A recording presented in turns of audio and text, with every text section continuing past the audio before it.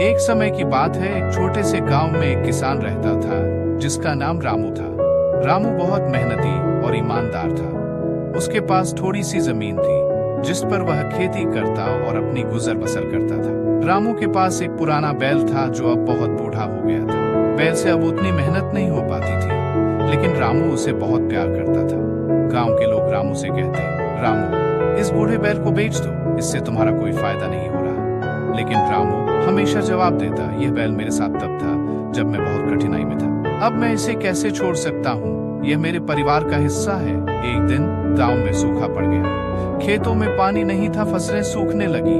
रामू बहुत चिंतित हो गया, लेकिन उसने हिम्मत नहीं हारी। उसने अपने बैल के साथ खेत जोतना शुरू किया, भले ही मौसम कठिन था। कुछ दिनों बाद अचानक गांव में बारिश हुई। रामू के खेतों में पानी भर गया और उसकी फसलें लहलहाने लगी।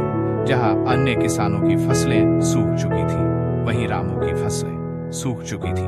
वहीं रामू की मेहनत और विश्वास ने उसे अच्छी फसल दी।